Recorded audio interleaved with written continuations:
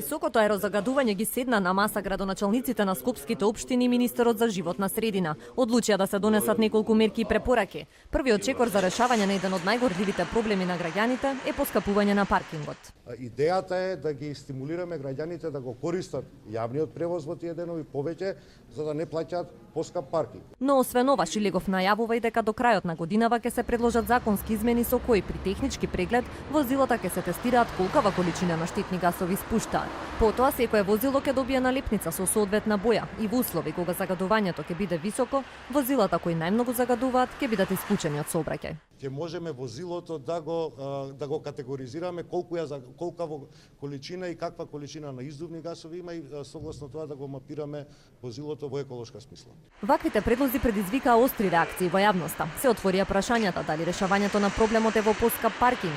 Дополнително мерката со налепници за возилата пак е предвидена да стапи на сила до крајот на другата година. И мене може би тоа ќе ме погоди паркирањето, меѓутоа сметам дека треба да се превземат мерки за почист воздух. Паркингот не би требало да поскапи, доволно е скап по мене. Ќе придонесе за намалување на загаденоста, па и богами по джепот ќе удират.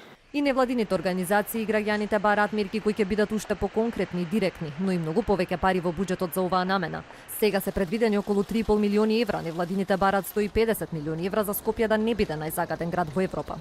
За прв пат во буџетот на Република Македонија ќе се предвиди ставка со средства за намалување на овие појави.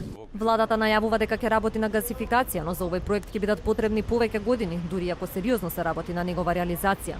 Владата ветува и дека ќе преговара за намалување на цената за парно грејење, за што повеќе граѓани да се приклучат. Како да го зголемиме бројот на граѓани кои се корисници на топлинскиот систем кој што е дел од локалната самоуправа, помагање, субвенции од страна и од Министерството за животна средина и од локалната самоуправа и од бизнес заедницата кон ранливи категории за да може да го променат својот начин на загревање. Сепак, цените за парно грејење ги одредува регулаторната комисија за енергетика, која е независна. Дополнителна мерка е дека владата ќе ги стимулира граѓаните да користат пелети за загревање на домовите, но не се прецизира како тоа ќе се направи. Претходната влада ја донесе оваа мерка, но тогаш реакциите беа дека беа издвоени многу малку пари за субвенционирање на граѓаните кои сакаат да се греат на пелети. На најавите за сите овие мерки реагира од опозицијската ВМРО-ДПМН.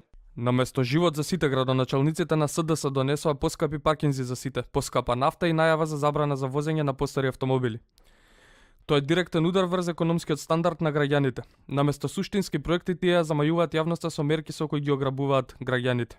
Скопјани во изминативе 10 месеци веќе дишеле загаден воздух над дозволените максимални вредности, а во загаден воздух се гушат и жителите на Тетово и Битола.